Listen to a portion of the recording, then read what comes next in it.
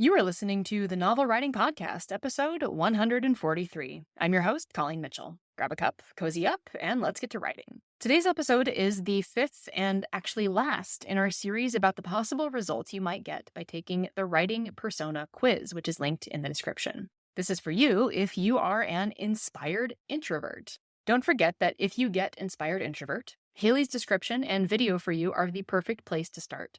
This episode is a companion, a lot like the first 60 episodes of this podcast are companions to the 60-day novel writing challenge daily videos. So what is an inspired introvert? For those of you who maybe didn't get this quiz result or haven't taken the quiz yet to find out for yourself which persona you are. This is the breed of writer who keeps things close to their chests. They are the lone wolves in the writing world, and that can let them write about hard topics, be vulnerable in story exploration, and spend a lot of time thinking about not just the story and the characters in the world, but also how aspects of themselves show up in their writing. Inspired introverts make up about 17% of the persona population, which is right in the middle of the pack. While solitude does amazing things for stories, the downfall of inspired introverts is not getting feedback, whether from critique partners or even just soundboarding with a friend. This can come from a fear of critique, whether because of a prior bad experience with sharing your work, or from a fear of showing the vulnerable writing to others, whether for critique or just to the general reader population. The problem with not sharing your work is that you can never improve as much as is required if you actually want to publish your book. No successful author in the world has become successful by keeping everything private until launch day.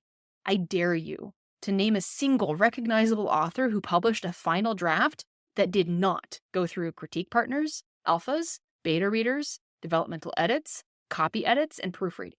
Even if some of the early steps were skipped, guaranteed there is no successful author out there who skimps on the other steps.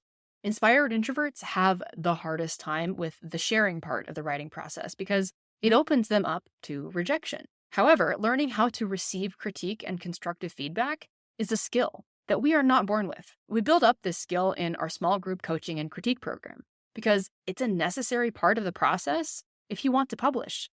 If you can't handle feedback from a critique partner, you won't be able to handle a negative review from a reader, and you also won't be able to handle a rejection from an agent.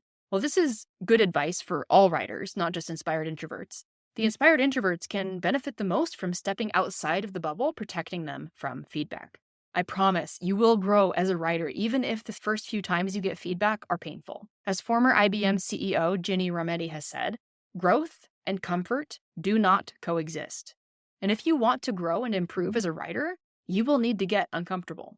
If you're an inspired introvert looking for an opportunity to test the waters of sharing your work, even in extremely small bits, our small group coaching and critique program is the perfect place to slowly get used to the idea that not only are other people interested in reading what you've written, but that we're all pretty harmless and just want each other to succeed.